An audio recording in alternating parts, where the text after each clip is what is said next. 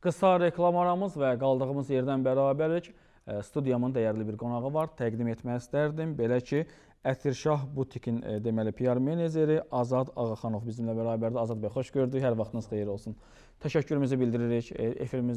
Təklifimizi daha doğrusu qəbul etmişsiniz və bizimlə bərabərsiniz və bu gün biz ətirlə bağlı lazımı məqamlara toxunacağıq. Azad bəy, istərdim əvvəla danışaq. Yeni ətir kolleksiyalarınız var. O haqqda məlumat verin bizə və bu bir Azərbaycan brendidir. Sonra digər suallarımı sizə ünvanlayaram. Təşəkkür edirəm. Mən də təşəkkür edirəm ki, məni yenə qonaq çağırmısınız. Belə deyək, bir dəfə biz oturduq və belə bir fikir var idi Cəlal bəylə. Azərbaycan fəlsəfəsi olan, yəni milli belə bir ətir hazırlamaq istədik və müəyyən belə firni qoxusunun məsələn fəlsəfəsini yazdıq. Azərbaycan meşələrinin fəlsəfəsini yazdıq. Məsələn, Meysəri bizdə ətri var burada.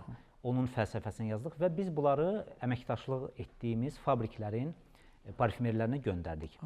Və onlar da bizim üçün bu ətirləri hazırladılar və bu bir Azərbaycan brendi olaraq Vətən kolleksiyası adı altında bunu istehsal elədik və çıxartdıq. Burada həm də məqsəd Azərbaycanı tanıtmaq, ölkəmizi tanıtmaq, milli fəlsəfəni xaricə çıxartmaq və tanıtmaq məqsədi daşıyır. Bəs qoxuları Azad bəy necə qoxu olacaq bunların? Qoxular məsələn Azərbaycan Forest var, Azərbaycan meşələrinin qoxusudur. Burada məsələn var qoz ağacının və s. kimi ağacların qoxusu.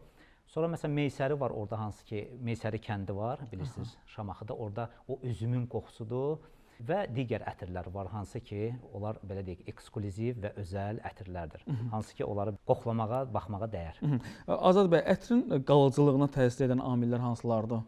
Ətir keyfiyyəti ilə qalıcılığı bağlayırlar, amma əslində qalıcılığın keyfiyyətə bir aidiyyatı yoxdur. Ola bilər ki, məsələn, bahalı bir ingredient ola bilər ətirdə, tez uçur.